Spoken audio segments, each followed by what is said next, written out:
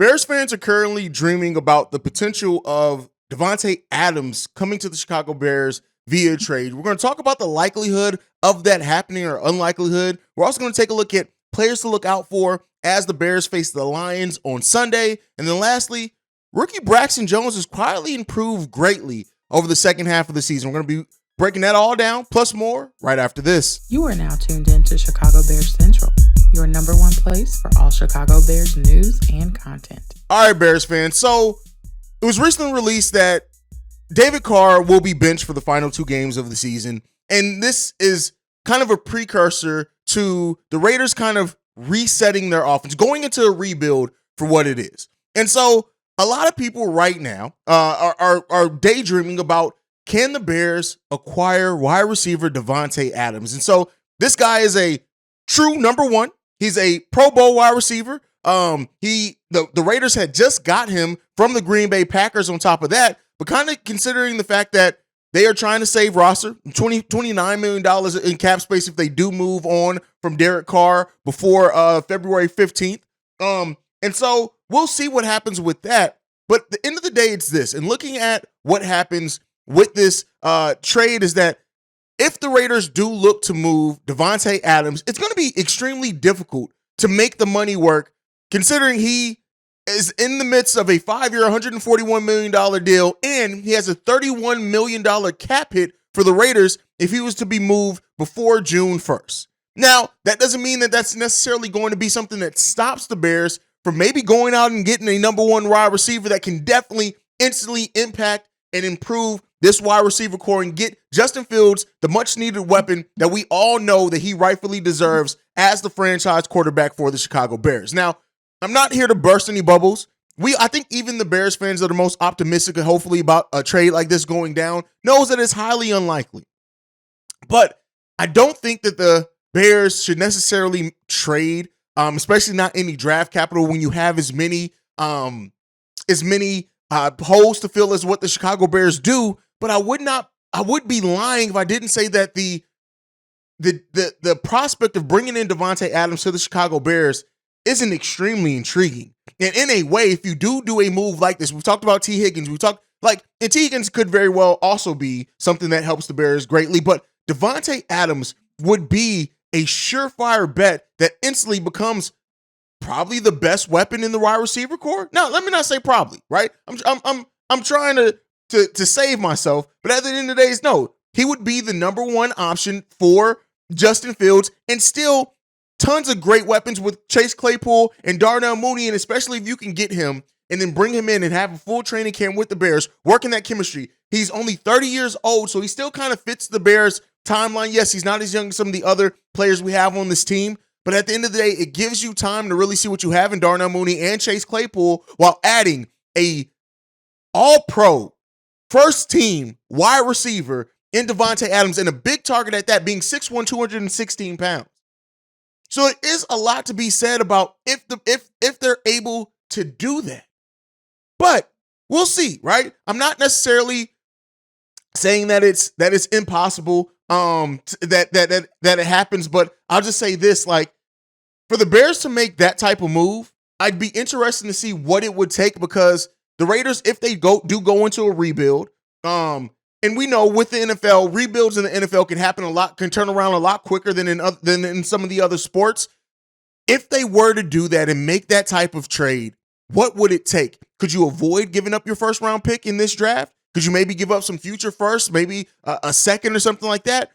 It really would hit. Like I said, as far as the cap hit and things like that, the money can always be worked out, especially when you are the Chicago Bears and you have upwards of $120 million in cap space. You can always work out the money if both sides are motivated to do so.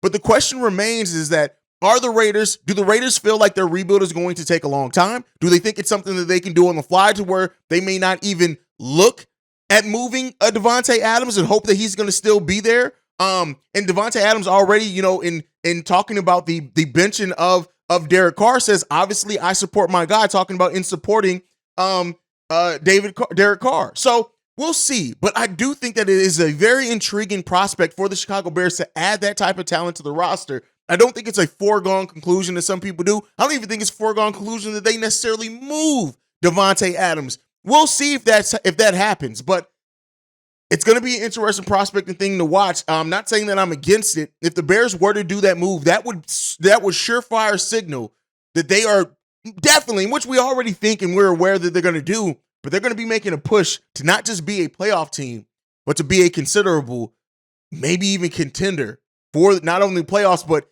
definitely in the NFC championship. We'll see what this team does, but it's definitely an intriguing prospect. You guys can let me know what you think about it down below. All right, let's get into the kind of game talk. We have the Detroit Lions coming up, and I want to take a look at specific players that we need to look out for if having big games against the Chicago Bears. And of course, the first one up is the quarterback, Jared Goff.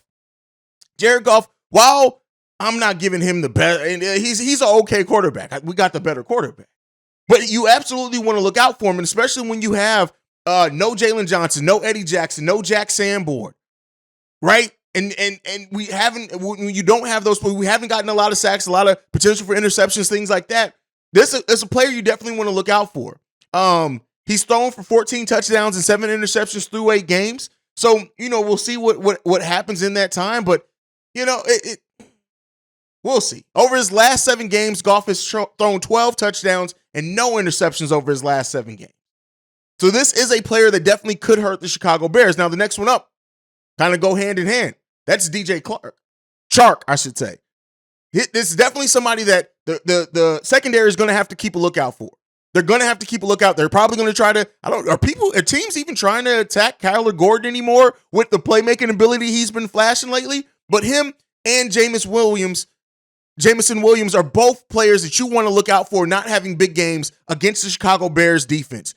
They're tight end as well. Zelistra, however you say it. You want to look out for him as well.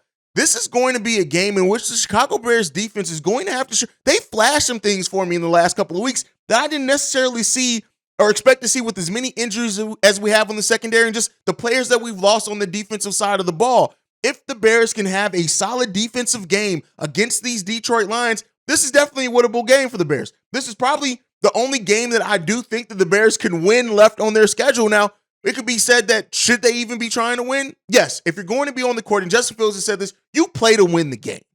You don't play for draft picks. Let that work the way it's out. At the end of the day, it's this. On a team that has lost 8 games straight, you try to win every time. We may not have the talent to win, and that's fine. But you want to try to win. We want this team to show some heart. We want this team to develop winning ways, and to do that, they should absolutely try to win the game. Now, even if they do try to win, it doesn't necessarily mean they're going to win. And as we've seen so far with the Bears season as well, it seems like they try to win in the first half, and then the second half, they kind of just let it do what it do. So we'll see what that turns into. But these are definitely players that I want the Bears to look out for as they face the Detroit Lions, because it could be interesting. Now, before we go, we've talked a lot about rookies on this team. We've talked about Jack Sanborn, Jaquan Brisker, Kyler Gordon. These are the players that you expect. If you've been talking a little bit about Dominique Robinson and what he can mean. But one of the key players on this team and rookies that earned a starting position was Braxton Jones. And Braxton Jones has had a nice increase. And I've said it before, one of the things that I've talked about, even in yesterday's video, talking about potential free agents, and when I brought up Orlando Brown Jr. and things like that, Braxton Jones, through the first half of the season, had 246 pass blocking reps, and he's had 231 in the second half of the season. But in that, and his efficiency in the first half of the season, he allowed for 4 sacks, 3 hits, 18 hurries, and overall 25 pressures. In the second half so far of the season, he's only allowed 2 sacks, 1 hit, 9 hurries, and 12 pressures. Meaning that he has shown the growth and development that you expect from a rookie offensive lineman that is protecting one of the weak side of our quarterback. So Braxton Jones, I do think, is showing development. I do think that he should still be a starting piece on this offensive line as you make improvements to the other spots. But I also wanted to acknowledge just the improvement that Braxton Jones has had, especially when you look at the 8 different offensive line rotations that we've had, or lineups that we've had over the course of this season. Let me know what you guys think about Braxton Jones down below. Do you believe in Braxton Jones, especially as a rookie, especially as we look, and that's going to be one of the first videos that I do in the offseason, is reevaluating Ryan Pohl's first rookie class and just looking at how they performed over the course of the season. But Braxton Jones has done pretty damn good, especially according to Pro Football Focus, all those type of stats and analytics. He's put together a pretty good season for the Chicago Bears. But you guys can let me know what you think about everything down below. Make sure you're following the show at Bull Central Pod. Make sure you're following the show at Shy Bear Central. You can send us any feedback, questions, comments, concerns, ChicagoBearsCentral@gmail.com. Lastly, if you want to leave a text and our voicemail, the number to do so, 773-242-9336. We are the number one spot for everything Chicago Bears related because of you guys. And like I like to end every episode on, bear down. Love you guys. Peace, y'all. This has been a presentation of the Break Media.